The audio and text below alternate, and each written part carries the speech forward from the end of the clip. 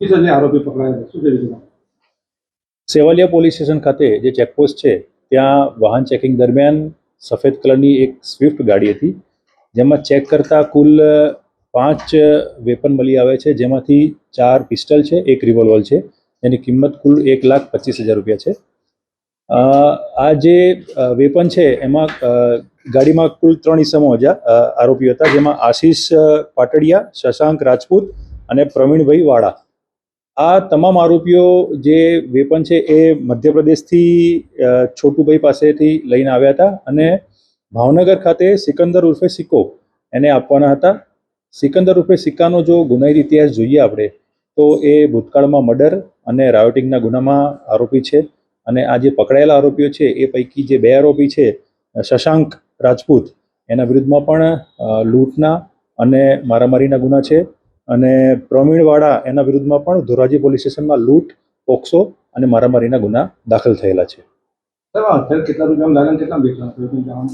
હથિયાર આજે તમામ હથિયારની જે 5 લાખ રૂપિયામાં આ તમામ હથિયારનો સોદો થયેલો હતો.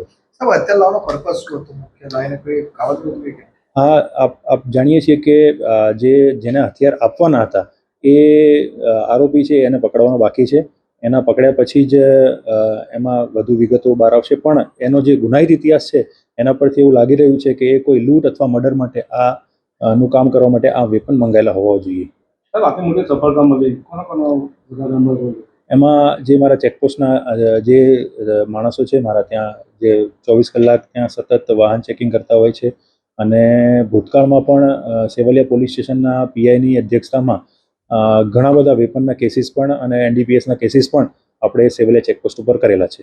My school is one such future ready school where I understand each and every concept taught in the class and don't rote learn, where teachers don't just use books and blackboard to teach but use new ways of teaching and learning like audiovisual learning, activity based learning and group activities, which enhances my conceptual understanding. My school also teaches coding, which is an important 21st century skill.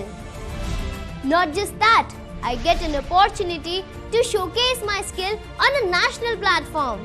And with all this, I acquire important skills that make me future ready and confident. Would you also like to know where is my future ready school? Visit now and see for yourself.